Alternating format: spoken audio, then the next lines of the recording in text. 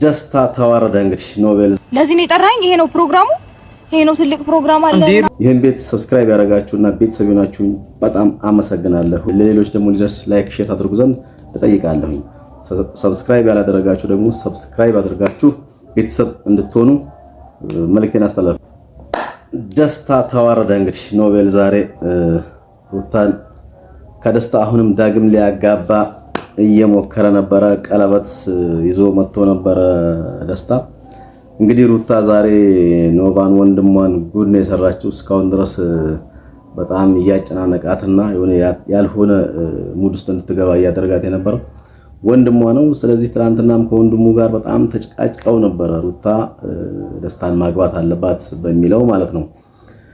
ዛሬ እንግዲህ ደስታና ሩታ ተገናኝተዋል። ደስታ ቀለበትም ይዞ መጥቶ ነበረ በወንድሟ ገፋፊነት። የወንድሟ ገፋፊነትና የጓደኞቹ ገፋፊነት ደስታን ያልሆነ ስህተት ውስጥ እያስገባው፣ አሁን ደግሞ ያው ጥሩ ተስተካከለ ብለን ነበረ። እንግዲህ ሩታና አብርሃም ወደ አንድ ሊመጡ ነው፣ ሁሉም ነገር እያበቃ ነው ብለን ባልንበት ሰዓት ላይ ይኸው ያቀሽቃዣ ሰይጣን የሆነ ኖቫ የሚባለው ልጅ መጥቶ ህይወቷን አሁንም ድብልቅልቅልቅ አድርጎ በጣም ተናዳን ሄደችው። ስለዚህ ይህን ቤት ሰብስክራይብ ያደረጋችሁና ቤተሰብ ናችሁ በጣም አመሰግናለሁኝ። ለሌሎች ደግሞ ሊደርስ ላይክ ሼር አድርጉ ዘንድ እጠይቃለሁኝ። ሰብስክራይብ ያላደረጋችሁ ደግሞ ሰብስክራይብ አድርጋችሁ ቤተሰብ እንድትሆኑ መልእክቴን አስተላልፋለሁኝ። ስለዚህ ዛሬ እንግዲህ ያው ኖቫ ወንድሟ ከዛም በፊት እሱ ነው ይዞላት የመጣው።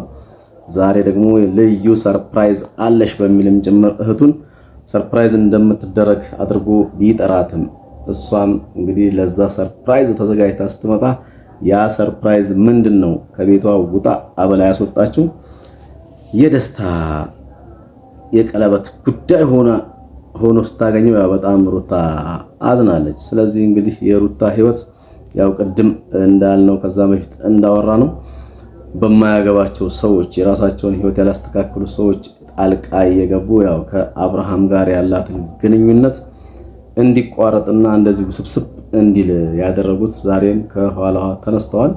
ከወንድሞቿ ግን አንዱ በጣም በስሎ ያው ይሄን ነገር አልደገፈም። ኖቫ የሚባለው ቃዥቃዣ ፍንዳታ እንግዲህ ዛሬም ያው ያስቸግራት ይገኛል።